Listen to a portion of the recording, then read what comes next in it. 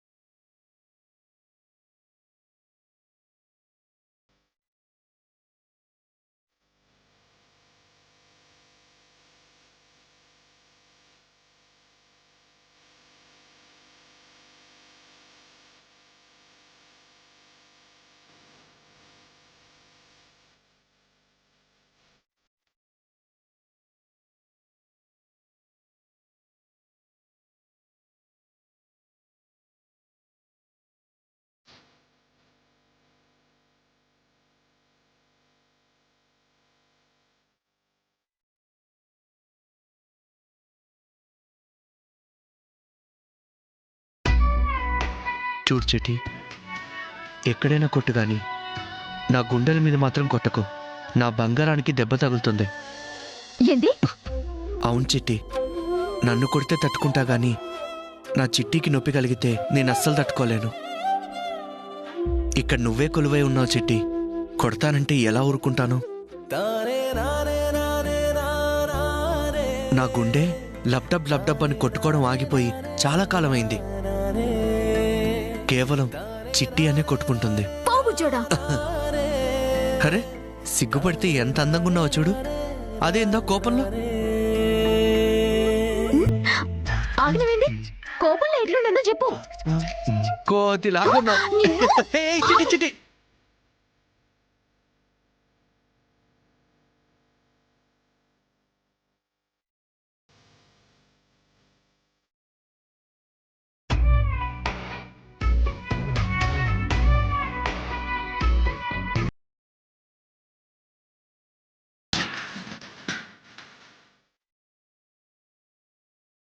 నన్ను కోతంటావా? నువ్వు మళ్ళీ రండి పని చెప్తా.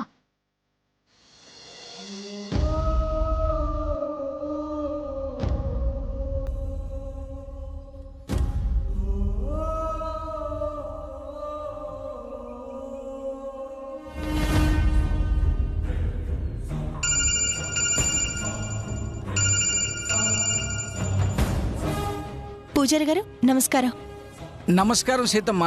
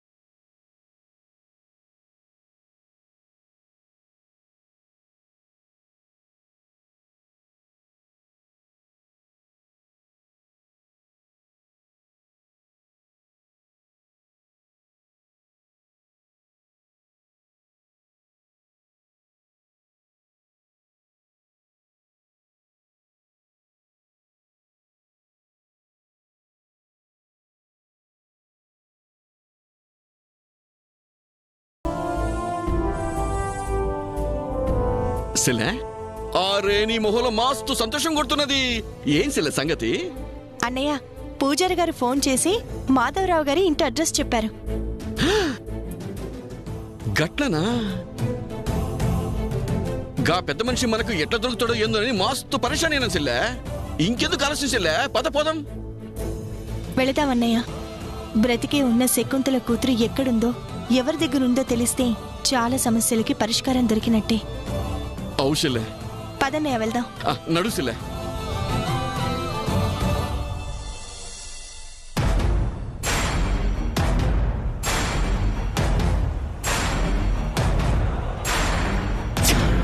నేనుండగా మీకే ప్రమాదం రానివ్వను.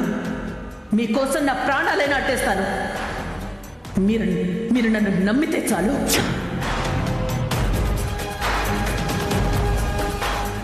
నా పగ, నా కోపం మీ బావగారి మీద, భార్యగా అతనికి సపోర్ట్ చేస్తున్న మీ సీతక్క మీద. మీరు వాళ్లతోనే ఉంటే నేను చూపించేసాగా మీకు కూడా తగులుతుందమ్మా. నా మాట వినండి. వాళ్ళకి దూరంగా నా వైపుకి వచ్చేయండి. శకుంతల కుటిల బుద్ధి తెలిసి కూడా ఆవిడ చెప్పింది మీరెలా నమ్మారు? మీరు కూడా ఆవిడ వైపు వెళ్లాలని ఆలోచిస్తే అస్సలు బాగోదు. జాగ్రత్త.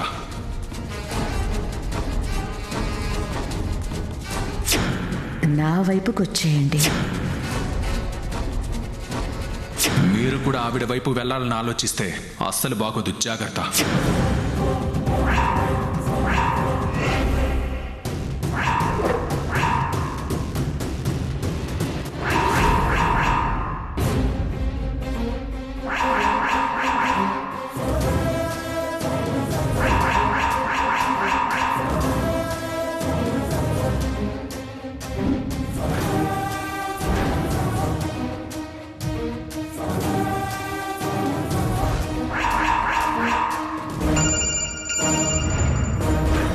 హలో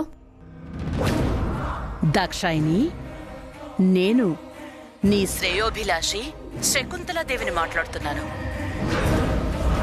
మీరు మా శ్రేయోభిలాషి ఏంటండి? మామూలుగా అందరూ వాత పెట్టి వెన్నపూస రాస్తారు. మీరు మీ మాటలతో వెన్నపూస రాసినట్టుగా నమ్మించి మీ పాటికి మీ చేతులతో బలంగా వాతలు పెడుతున్నారు. మా మేలు కోరుతున్నామని మాయమాటలు చెప్పి నా భర్తని కూడా అరెస్ట్ చేయించాలని చూశారు. మీతో మాట్లాడాల్సిన అవసరం నాకు లేదు. ఫోన్ పెట్టేయండి. ఆగగు. ఏంటి? నువ్వు ఒక్కదానివే ఆ ఇంట్లో అన్ని విధాలుగా ఆలోచిస్తావేమో అని అపోహపడ్డాను. తొందరపడి నువ్వేదో తెలివిగల దానివని ఓ నిర్ణయానికి కూడా వచ్చాను. కానీ నువ్వు కూడా అందరిలాంటి దానివే. నీకు ఆవేశం ఎక్కువే. కళ్ళ ముందు కనబడుతున్న నిజానికి విలువిచ్చి దాని వెనుక ఉన్న అసలు కారణాన్ని అర్థం చేసుకోకుండా అపార్థం చేసుకుంటున్నావన్నమాట. నేనేం అపార్థం చేసుకున్నాను? నా భర్త విషయంలో మీరు చేసిన గొడవ నిజం కాదా? మేలు చేస్తాను అని చెప్పి మాట తప్పితే ఆవేశం రాదా? దాక్షాయిని, నేను మీకు మేలే చేశాను. నిజంగానే నేను శంకర్ని అరెస్ట్ చేయించుంటే ఏమయ్యే చెప్పు? రామరాజంటే ఎలాగో అలా అదృష్టం కొద్దీ జైలు నుంచి బయటపడ్డాడు. కానీ నీ భర్తకు అవకాశమే ఉండేది కాదు కదా. కేవలం నీ వైపు నుంచి ఆలోచించే కటకటాల వెనక్కి పంపకుండా ఆగాను. అది మేలు చేసినట్టు కాదా దాక్షాయిని? చెప్పు. నీకు మళ్ళీ చెప్తున్నాను దాక్షాయిని, నా కోపం కేవలం రామరాజు సీత మీద మాత్రమే. మీరక్కడే వాళ్లతోనే ఉంటాను అంటే గతంలో చెప్పినట్టు మీరు కూడా నాకు వాళ్లతో పాటు బలికాక తప్పదు. తెలిసి తెలిసి జీవితాలను ఎందుకు నాశనం చేసుకుంటారు? నా మాట వినండి. మీ భర్తలతో నా దగ్గరకొచ్చేయండి. మిమ్మల్ని అపురూపంగా చూసుకుంటాను. కాదని మూర్ఖంగా అక్కడే ఉంటాను అంటే మీ విషయంలో కూడా నేను కర్కశంగా ఉండక తప్పదు. ఆలోచించుకో.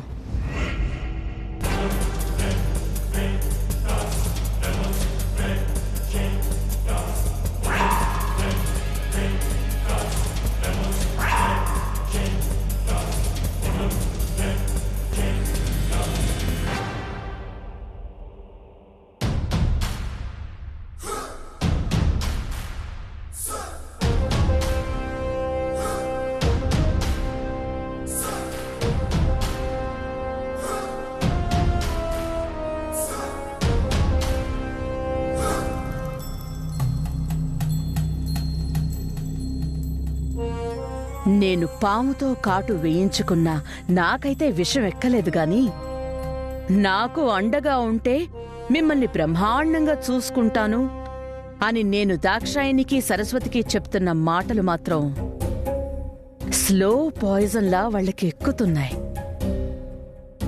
రామరాజుని సీతని వదిలి ఆ కుటుంబమంతా నా వైపుకి రాక తప్పదు. అందరిని విడగొట్టి మా కుటుంబమే మా బలం అన్న వాళ్ల నమ్మకాన్ని దెబ్బతీస్తాను. మీరనుకోవాలే కాని అసాధ్యమేముందమ్మా.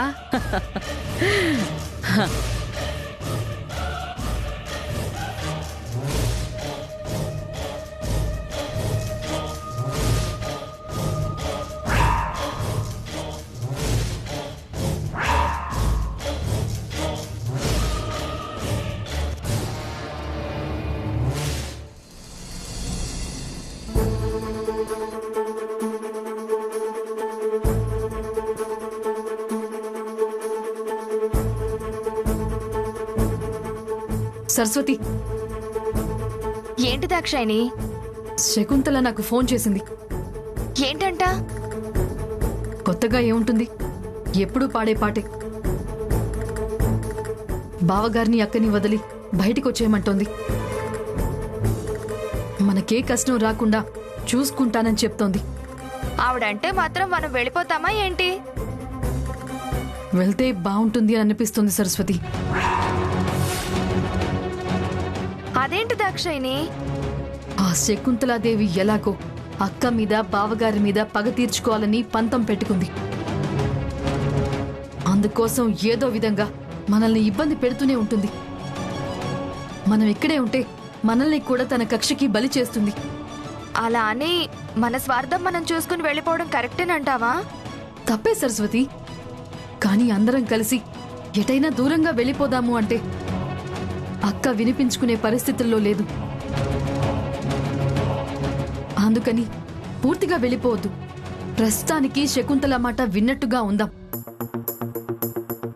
మన అదృష్టం బావుండి తిరిగి ఆస్తిని దక్కించేసుకుని మళ్ళీ తిరిగి వచ్చేద్దాం. ఏమంటావ్?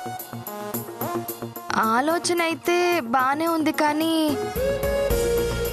ముగ్గురు తమ్ముళ్లకు ఆయన దేవుడితో సమానం. వాళ్ళెందుకు వస్తారు చెప్పు? వాళ్ళని ఎలాగైనా ఒప్పించాలి సరస్వతి. అయితే ఒకసారి నువ్వు చిన్నబాబు గారితో మాట్లాడు. వామ్మో, ఆయనకసలే ఆవేశం ఎక్కువ. ఇంతకు ముందు ఈ టాపిక్ తెస్తే కొట్టినంత పని చేశారు. ఈసారి చంపేస్తారేమో. మరేం చేద్దాం దాక్షాయిని? నువ్వే మాట్లాడాలి. నేను అడిగితే మాత్రం చిన్నబాబు గారు ఎందుకు వింటారు? నన్ను మాత్రం చంపేరా ఏంటి? ఏ, నేను మాట్లాడమంటోంది మీ చిన్నబావ గారితో కాదు, నువ్వు శ్రవంతో మాట్లాడు. అతనైతే మీ చిన్నబావ గారిలా ఆవేశపడడు. మన ప్రపోజల్ తనకి నచ్చితే మిగిలిన ఇద్దరిని శ్రవణే ఒప్పిస్తాడు. అదిగో శ్రవణ్ వస్తున్నాడు. పిలిచి మాట్లాడు. నేను వెళ్తాను. మాట్లాడు.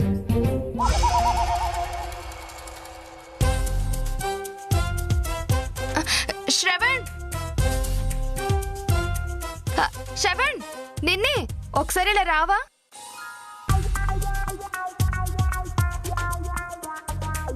ఏంటి సరస్వతి? ఈరోజు నువ్వు చాలా స్మార్ట్ గా కనిపిస్తున్నావు. మాస్కా కొట్టి టైం వేస్ట్ చేసుకోకుండా పాయింట్కి రా. మన ఆస్తి మనకి తిరిగి రావాలి అంటే నా దగ్గర ఒక ప్లాన్ ఉంది. ఏంటది? అక్కని బావగారిని వదిలేసి మనందరినీ శకుంతల తన వైపుకు రమ్మంటోంది.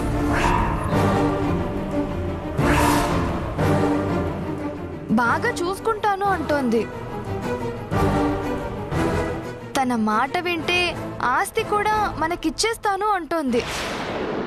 హేయ్,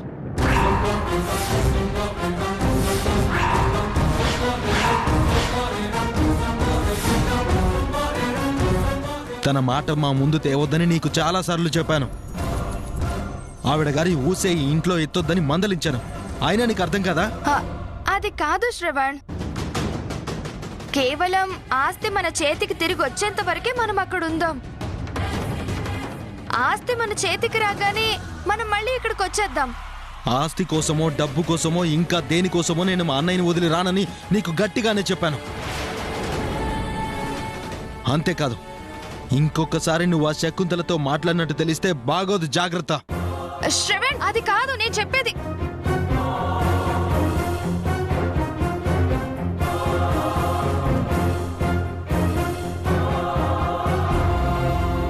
శ్రవణ్ ఏమన్నాడో విన్నావా దాక్షాయిని? అంతా విన్నాను. మరేం చేద్దాం? సర్దుకుని పోవడమే. మనిద్దరం బట్టలు సర్దుకుని శకుంతల దగ్గరికి వెళ్ళిపోదామా? అది కాదు సరస్వతి, ఈ కష్టాలతోనే మన వాళ్లతోనే సర్దుకుపోవాలి అని చెప్తున్నాను. ఓ అదా.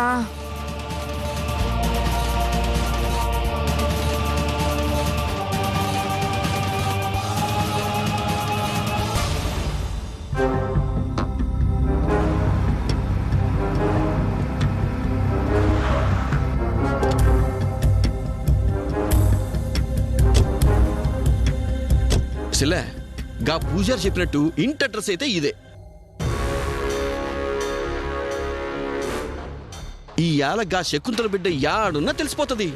యాడున్నా పోయి గా బిడ్డను తీసుకెళ్లి శకుంతలకు అప్పచెప్పినామనుకో పూరా సెట్ అవుతుంది. నాకు అదే ఆశగా ఉందన్నయ్య. పచ్చల్లే,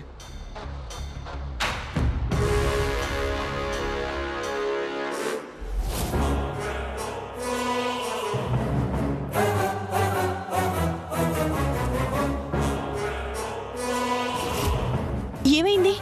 మీకు తెలిసే పలకరించడానికి వచ్చారనుకున్నాను. అయ్యగారికి పక్షవాతం వచ్చింది.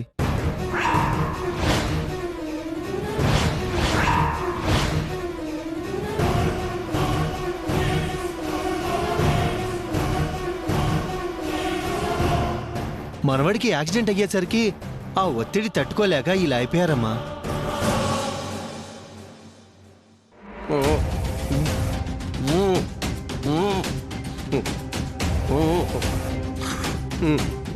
సారీ అండి, మీకు ఇలా జరిగిందని మాకు తెలీదు. సిలే, ముందుగాల గా శకుంతల బిడ్డ యాడుందో అతడుగు. అన్నయ్య, నీకేమైనా పిచ్చా? పాపం ఆయనకి పక్షవాతం వచ్చి నోరు పడిపోయింది. అది చూస్తూ కూడా మనం ఎలా అడుగుతాం? ఆయన ఎలా చెప్తారు? నువ్వు ఊకోసలే, నేను అడుగుతా కదా. నువ్వు ఇట్లా రా చెప్తా. ఇగో సారు, గా శకుంతల బిడ్డ బతికే ఉన్నదని చెప్పిర్రు కదా. యాడున్నది, ఎవరితానున్నది? చెప్పు చెప్పు చెప్తుండు. కాదు పెద్దనా, అడ్రస్ అడ్రస్ చెప్పు. అన్నయ్య వద్దన్నయ్య, పాపం వదిలేసే అన్నయ్య. అవును ఉండసలే, ఇబ్బంది పెట్టకన్నయ్య.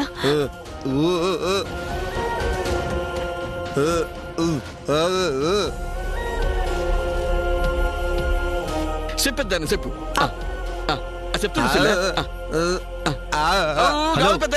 Hello, address. ఎవరు మీరు? ఏం చేస్తున్నారు? పక్షవాతం వచ్చి బెడ్ మీద ఉంటే టెన్షన్ పెడుతున్నారు ఎందుకు?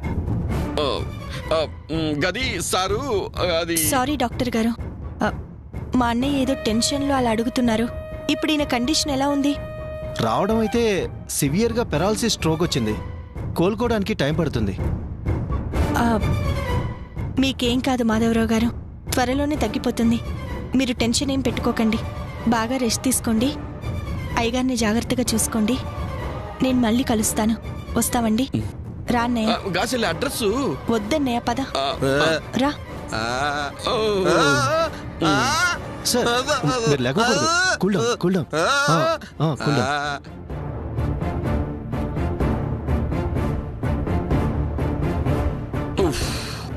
ఇదేం సిల్లే పత్తాలాట్లో హ్యాండ్ డౌన్ ఉన్నప్పుడు ప్రతి ఆటలోనూ లైఫ్ రానట్టే ఇదేంది ఇది? ఏదో ఒక ఆధారం ఇట్ట దొరికినట్టే దొరికి పుస్తకం జారిపోతున్నది. ఏమో అన్నయ్య, పక్షవాతం వచ్చిన వాళ్ళు మనిషి కోలుకున్నా కూడా ఆయనకి నోటికొచ్చింది కాబట్టి మాట రావడానికి సమయం పడుతుంది. ఇప్పుడు ఎలాగో ఆ అమ్మాయి ఎక్కడుందో, యాడున్నదో ఏందో.